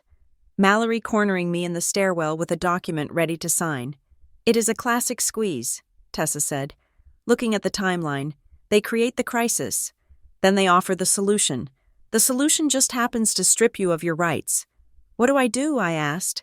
We go on the offensive, Tessa said, but we do it legally. We do not scream in the lobby. We file papers. She handed me a draft document. This is a formal complaint to the Port Authority Police Department and the TSA. She said, We are alleging that a false report was filed with malicious intent to obstruct a legal proceeding. We are naming your flight number and the incident report number you got from the officer in Chicago. Will they investigate? I asked. They might, she said. But more importantly, we are filing a preservation order. We are putting the airport, the airline, and the phone carriers on notice that all records related to that tip, call logs, recordings, IP addresses, must be preserved for litigation. She smiled, a thin, dangerous smile. If your family used a burner phone, that is one thing, but if they used a phone that pinged off a tower near the courthouse, or if they paid for the burner with a credit card linked to their names, this order ensures that evidence doesn't get deleted. I signed the complaint. My hand didn't shake. We are also going to demand a full accounting of the grandmother's trust. Tessa added, Dana Mercer, your friend, sent over a template. It is excellent. We are going to ask for every transaction from the last 15 years. If your father moved money out of a trust in your name, he needs to show where it went. If he can't, he is in breach of fiduciary duty. That removes him as executor. I walked out of Tessa's office feeling lighter than I had in years. I wasn't just Eleanor the victim anymore. I was Eleanor the plaintiff. I met Grant Lasker for lunch at a diner near the courthouse. He looked tired, but his eyes were alert. He slid a folder across the Formica table. The private investigator has been busy, he said quietly. I opened the folder. It contained a preliminary report from Marcus Thorne, the man my grandfather had hired. We traced the call. Grant said, It came from a prepaid mobile device activated 3 hours before your flight. So it was a burner, I said, feeling a pang of disappointment. Yes, Grant said, but whoever made the call was reading from a script. A script? Grant pointed to a transcript in the file. The police recording of the tip-off isn't public yet, but Thorne has contacts. He got a summary of the call content. The caller didn't just say you were threatening people. They used very specific phrases. They said you were emotionally volatile, and that the family was worried you would cause a scene because you had never learned to play the part. I stopped chewing. Never learned to play the part. Mallory had said those exact words to me in the stairwell. Cause a scene. My mother had texted those exact words to me. They were reciting their own internal talking points. Grant said. They were so committed to the narrative they had built amongst themselves that they used the same language in the anonymous tip. It is a linguistic fingerprint. Eleanor, it connects the caller to the family. I closed the folder. It was sloppy. They were arrogant. And arrogance made people sloppy. I need to see my father. I said, "Are you sure?" Grant asked. "You don't have to. Tessa can handle the communication." "No." I said, "I need to look him in the eye. I need to see if he even knows what he has done." I found my father in the lobby bar of the hotel where they were staying. It was 2 p.m, but he had a tumbler of scotch in front of him. He looked smaller than I remembered. The titan of industry. The man who had terrified me with a raised eyebrow when I was a child, now looked like an aging man in an ill-fitting suit. He looked up when I approached. He didn't smile. He didn't frown. He just looked weary. "Eleanor," he said. I sat down opposite him. I didn't order anything. I saw the settlement agreement. "Dad," I said. He sighed, swirling the amber liquid in his glass. "Mallory said you refused to sign it." He said, "I refuse to sign a document that declares me incompetent and gives you control over my money." I corrected him. "It is standard language." "Eleanor," he said. His voice was dismissive, automated. "It is just for asset protection. You know how the markets are. We just wanted to make sure the principal was safe." "Safe from whom?" I asked. "From me? Or from the people who stole my grandmother's trust fund?" His hand jerked. A splash of scotch landed on the polished table. He looked at me, and his eyes weren't angry. They were terrified. "I didn't steal anything," he whispered. "I managed it. I moved it to the family holdco to protect it from tax liability. It was for the family. Eleanor, everything I do is for the family. You spent it, Dad," I said. "You spent it on cars and vacations and Mallory's wedding. You spent my education fund while I was working double shifts to pay tuition. I was going to pay it back," he snapped, his voice rising. "Once the logistics deal went through, I was going to put it all back, with interest." I looked at him, and suddenly, the monster vanished. There was no villain here. There was no mastermind. There was just a weak, greedy man who had convinced himself that his selfishness was actually benevolence.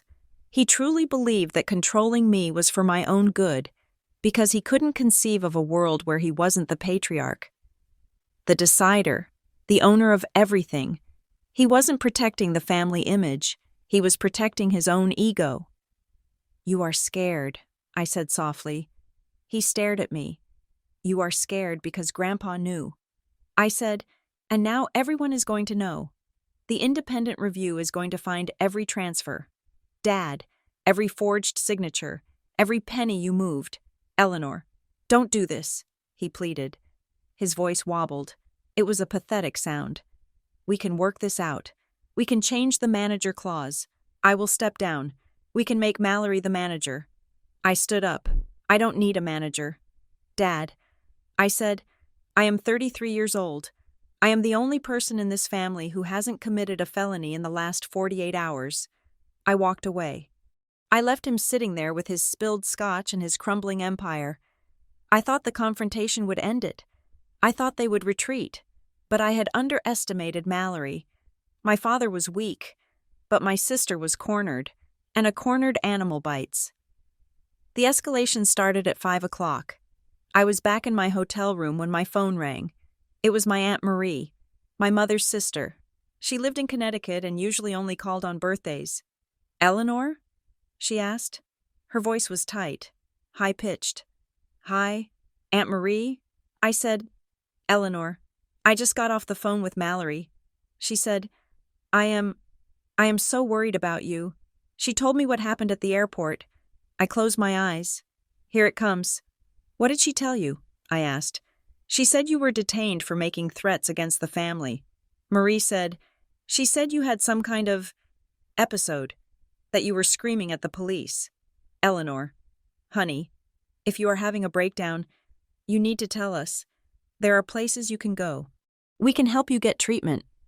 My grip on the phone tightened until my knuckles turned white. Mallory was launching a preemptive strike. She was spreading the instability narrative to the extended family, poisoning the well before I could tell my side of the story. She wanted to isolate me. She wanted the cousins, the aunts, the uncles, the entire social fabric of our family, to look at me with pity and fear. She wanted to shame me into silence. "Did she tell you I was cleared?" I asked calmly. "Did she tell you the police released me because the report was false?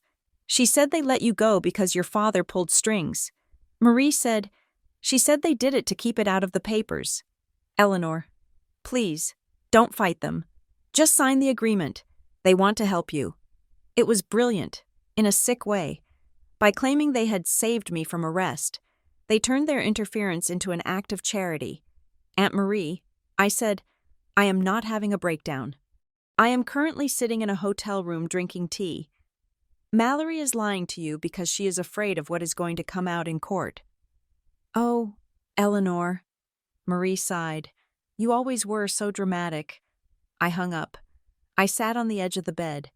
The urge to scream was overwhelming. I wanted to go on Facebook and post the police clearance. I wanted to burn everything down. Sane, rational, boring. If I exploded now, I proved them right. I needed to be smarter. I scrolled through my contacts. I found Uncle Robert. He was my father's brother, a retired engineer who had never liked the pomp and circumstance of my parents' lifestyle. He was practical. He liked facts. I sent him a text. "Uncle Robert, are you in the city for the hearing? I have some documents regarding Grandpa's estate that I think you should see. Not looking for drama. Just want to share some facts. Can I buy you coffee?" He replied 3 minutes later, "I am at the Marriott. Come by in 30 minutes. I didn't go alone." I brought the folder Grant had given me. I met Robert and his wife, my Aunt Sarah, in the quiet corner of the hotel cafe. They looked at me warily, clearly primed by Mallory's stories. I didn't yell. I didn't cry. I simply laid the papers on the table. "This is the TSA incident report." I said, "It states clearly that I was cleared of all suspicion and that the threat was deemed non-credible and malicious." Robert put on his reading glasses. He read the paper, and this, I continued, sliding the PI's report across the table, is a summary of the call that was made. It was made from a prepaid phone. The police are currently investigating who bought it. Robert looked up. His eyes were grave. "Mallory said you were screaming," Sarah said. "She said you threatened to hurt Dad." I pointed to the timeline Tessa and I had built. "I was detained because someone gave the police my seat number." "Aunt Sarah," I said, "only the family knew my seat number." Robert looked at the timeline. He looked at the TSA report. He was an engineer. He understood cause and effect. He understood that structures didn't collapse without a reason. "This is disturbing," Robert said finally. "I am not asking you to take sides." I said, "I am just asking you to wait. Don't believe the gossip. Wait for the court to review the evidence. Grandpa left a mechanism to find the truth. Just let it work." Robert reached out and patted my hand. His hand was rough and warm. "Arthur always said you were the sharp one." He said, "We drank our coffee. We talked about the weather. By the time I left, I hadn't won a war, but I had stopped the bleeding. I had planted doubt, and in a family like ours, doubt was a contagion." The next morning, I was back in Tessa's office. She looked excited. "We found something," she said. She pulled up a spreadsheet on the large monitor on her wall. While we were digging into the transaction history for the demand letter, we found a recurring transfer from the estate's primary holding company to a charitable entity, the Price Heritage Foundation. I frowned. I didn't know we had a foundation. "Exactly," Tessa said. "It was established 2 years ago. Your father is the president. Mallory is the secretary." "And?" I asked. "And look at the board of directors." Tessa said. She pointed to a name at the bottom of the list. "Preston Banks." My stomach turned. Preston was Mallory's fiancé. He was an investment banker with a smile that showed too many teeth. "He is on the board," I said.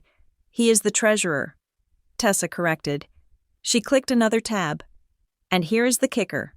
The Price Heritage Foundation has been receiving substantial transfers from the logistics company, disguised as charitable giving to offset taxes. But the foundation's primary expenditure is consulting fees paid to a firm called— She paused for effect. P.B. Capital Solutions, Preston Banks. Capital Solutions, I whispered. They are washing the money, Tessa said. Your father moves the money from the company to the foundation to get the tax write-off. The foundation pays Preston's firm for consulting. Preston and Mallory get the cash. The estate value looks lower, so your third of the inheritance is smaller. It was elegant. It was illegal. It was theft wrapped in philanthropy. This is a conflict of interest that could invalidate every transfer made in the last 2 years. Tessa said, if we present this to the court, the judge won't just freeze the assets. He will remove your father as executor immediately, and he might refer Preston to the SEC. Does Mallory know? I asked. She is the secretary of the foundation, Tessa said. She signed the checks. I stared at the screen. This was the leverage. This was the nuclear option. Mallory wasn't just fighting for the inheritance. She was fighting to keep herself and her fiancé out of jail. That was why she was so desperate. That was why she needed me to sign the settlement, if I signed. I waived my right to audit the past years. I would have buried the evidence of their fraud with my own signature. They tried to make me an accomplice. I said. Tessa nodded. And now, we are going to make you the whistleblower. The follow-up hearing was scheduled for Friday. We had 3 days. We spent them building the bomb. Grant Lasker coordinated the evidence from the PI. Tessa drafted the motions. Dana Mercer helped me analyze the bank statements, highlighting the flow of money from my education trust to the foundation. I didn't hear from my parents. They were silent, the silence of people holding their breath. On Thursday night, I sat in my hotel room. The table was covered in red-lined documents. The risk assessment summary they had drafted to paint me as unstable, the fake police report, the forged tax returns, the foundation ledgers. It wasn't just a legal case. It was a biography of my family's corruption. I picked up the risk assessment. I read the line again. Eleanor Price. High volatility. I picked up a pen. I crossed out high volatility. Above it, I wrote high yield. I was ready. I wasn't going to shout. I wasn't going to cause a scene. I was going to walk into that courtroom, stand up straight, and calmly, rationally, boringly dismantle their entire world. The phone rang. It was Grant. Eleanor. He said, "There is one more thing." "What is it?" "The airport police called." He said, "They traced the credit card used to buy the prepaid phone." "And?" I asked. My heart hammered. "It wasn't your father," Grant said. "And it wasn't Mallory." I froze. "Who was it?" "It was a corporate card." Grant said, "Registered to PB Capital Solutions, Preston." Mallory's fiancé had bought the phone. Mallory had written the script. My father had provided the flight info. It was a perfect family project. And tomorrow, I was going to present the group with their grade. The air in courtroom 503 was different this time. 3 weeks ago, it had been heavy with the scent of my own fear and the dusty stagnation of old laws. Today, it smelled like antiseptic and ozone, the smell of a storm about to break. I sat at the plaintiff's table next to Tessa Klein, on the other side of the aisle. My family sat in a rigid phalanx. My father looked gray, his skin possessing the pallor of wet dough. My mother was wearing black, as if she were mourning a death that hadn't happened yet. And Mallory was vibrating. She was staring straight ahead, her hands clasped so tightly on the table that her knuckles were white peaks. Next to her sat Preston Banks, her fiancé. He was sweating, despite the aggressive air conditioning. Magistrate Vance entered. We all stood. The rustle of fabric was the only sound in the cavernous room. "Be seated," the magistrate said. He opened the file in front of him. He looked at my father's legal team, then at Tessa.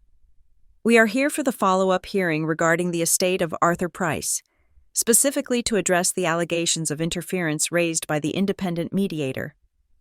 The magistrate said, "Ms. Klein, you may proceed." Tessa stood up. She didn't shout. She didn't pace. She simply arranged 4 documents on the podium, lining them up with the precision of a surgeon laying out scalpels.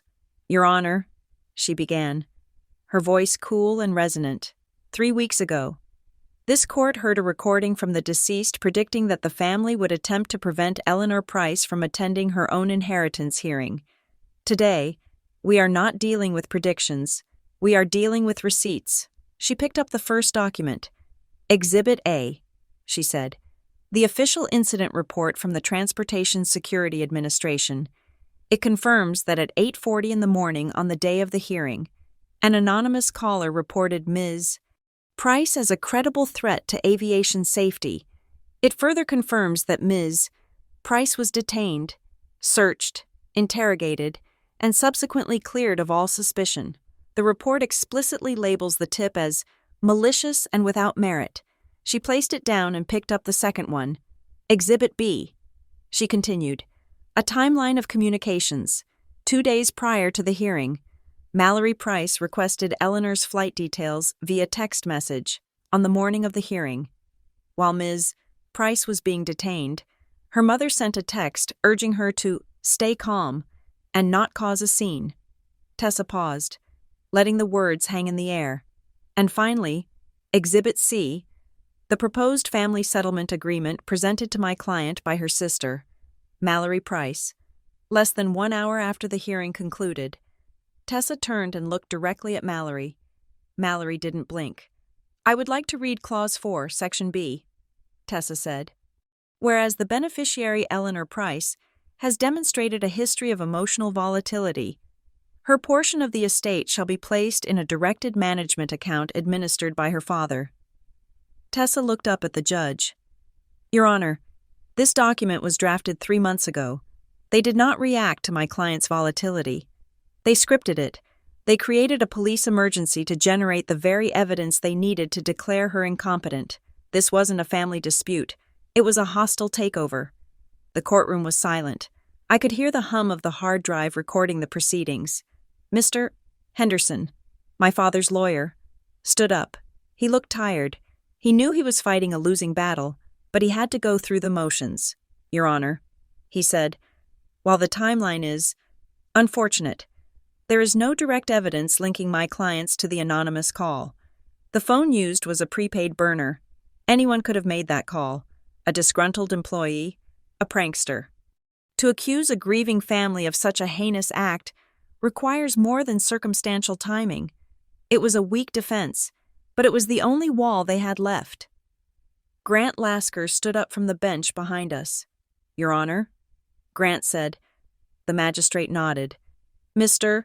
Lasker, the independent investigation has concluded its trace of the device used to make the call." Grant said. He walked to the clerk's desk and handed over a single sheet of paper. "Mr.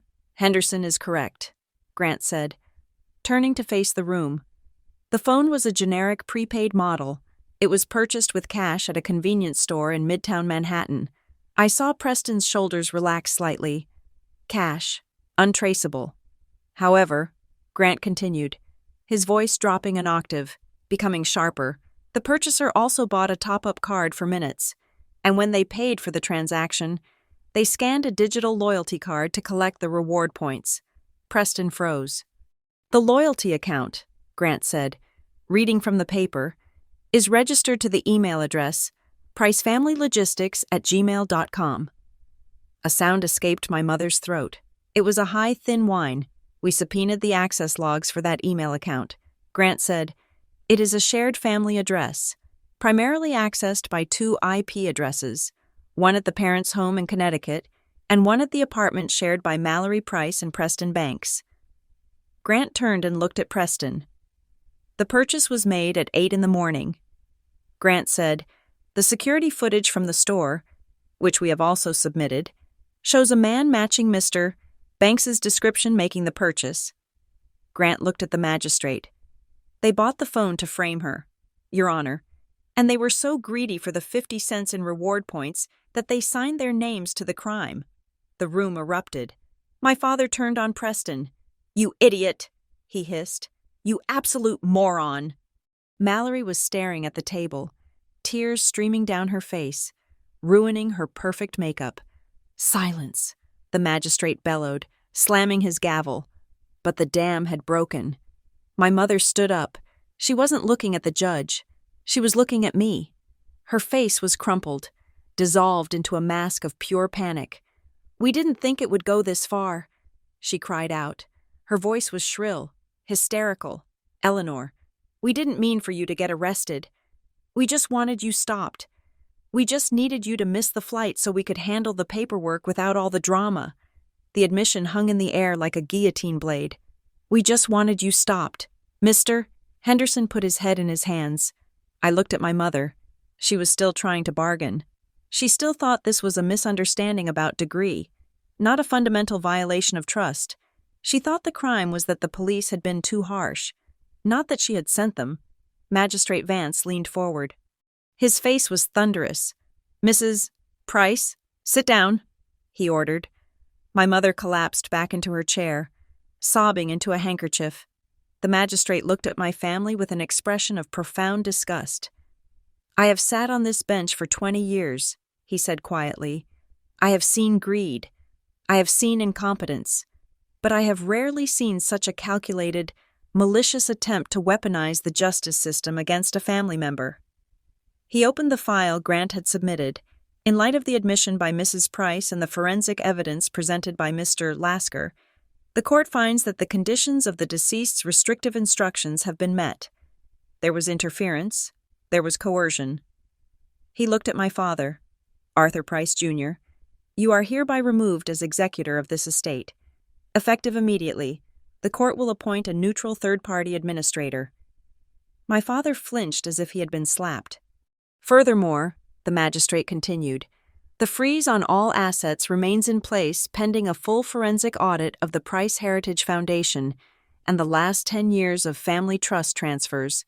This court will be referring the matter of the false police report to the district attorney's office for potential criminal prosecution." Criminal prosecution. Preston Banks looked like he was about to vomit. Mallory was shaking her head, over and over, muttering "no, no, no" to herself.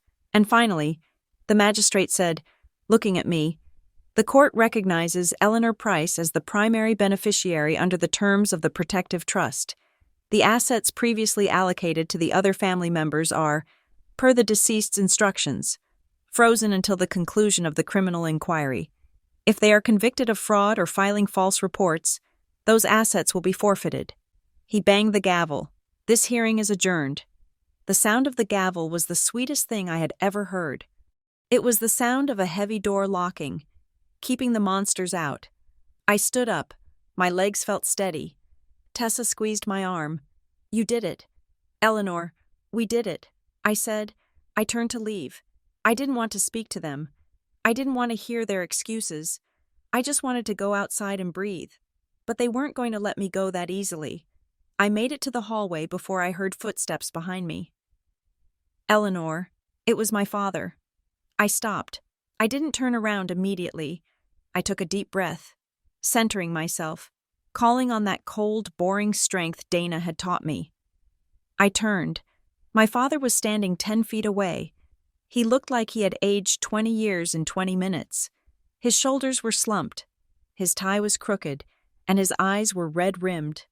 "Eleanor, please," he said. His voice was cracked. "You can't let them do this. You can't let them file charges. It will destroy us. Preston will lose his license. Mallory, she will be ruined." I looked at him. "And you?" I asked. "What about you?" "Dad?" "I don't care about me," he said. And for a second, I almost believed him. "I just care about the family. Eleanor, look at me. We are your blood. We made a mistake, a terrible mistake, but we are still family." He took a step closer. He reached out a hand. "Come back to the hotel," he said. "Come home. We can talk like family. We can figure this out. I will resign. I will give you whatever control you want. Just tell the lawyers to stop. Tell them you don't want to press charges." He looked at me with those sad, dog-like eyes that he had used my entire life to guilt me into submission. He was offering me affection. He was offering me the one thing I had always craved: his respect, his attention, a seat at the table, but he was only offering it because he was in handcuffs. He wasn't offering love. He was offering a plea deal. I looked at his hand. I thought about the text messages. I thought about the forged tax returns.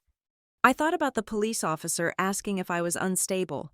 I realized then that the family he was talking about didn't include me. It never had. The family was a corporation, and I was just a liability.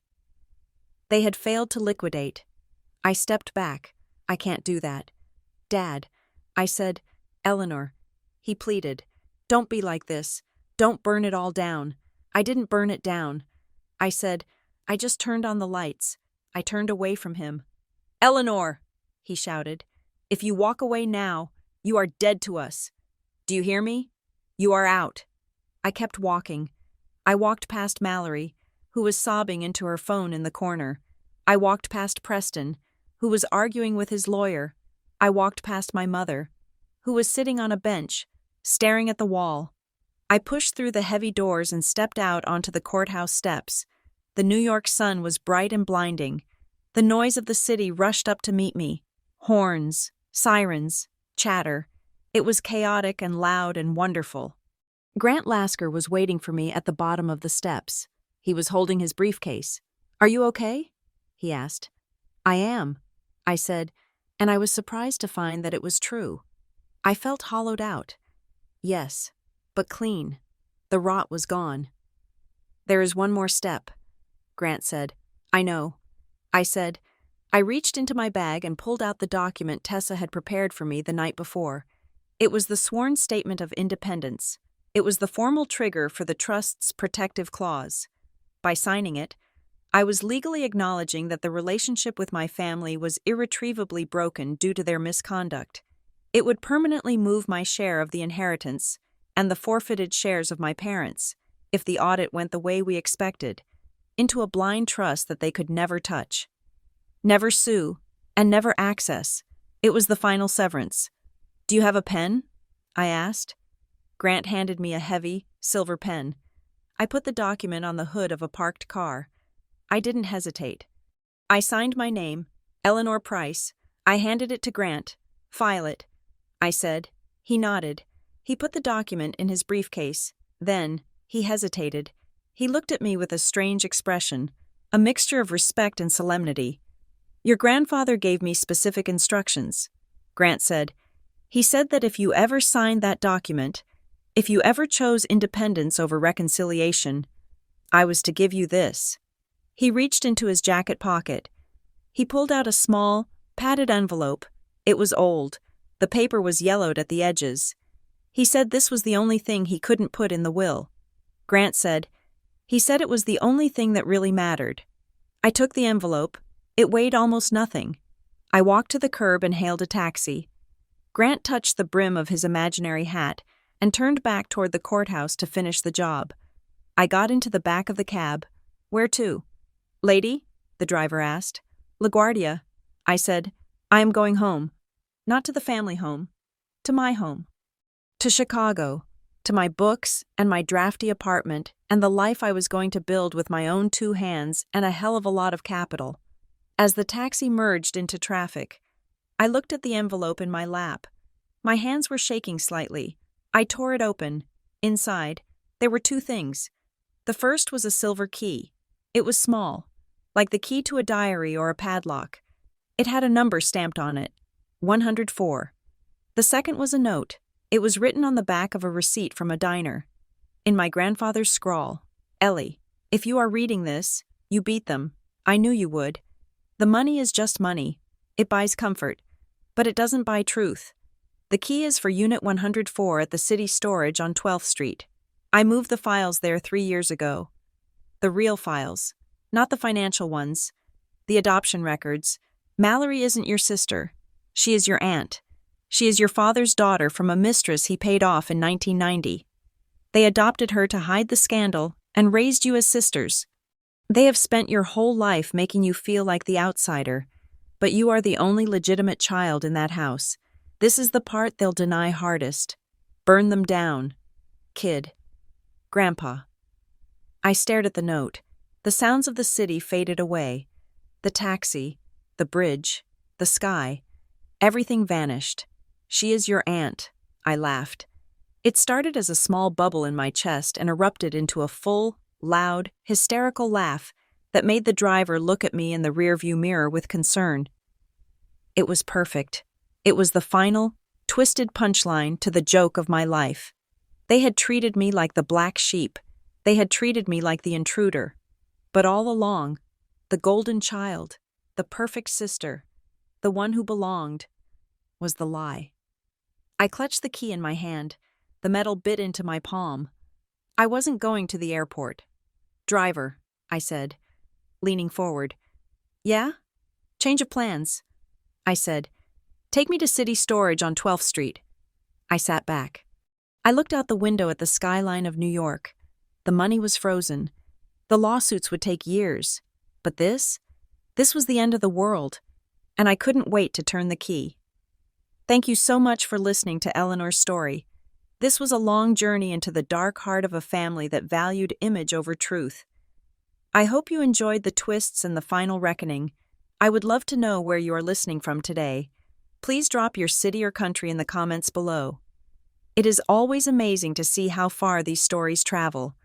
If you enjoyed this story and want more tales of betrayal, justice, and the sweet taste of karma, please make sure to subscribe to Revenge Stories.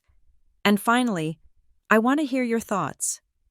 If you were Eleanor, would you release the adoption records to the public? Or would you keep that final secret just for yourself? Let me know in the comments. See you in the next story.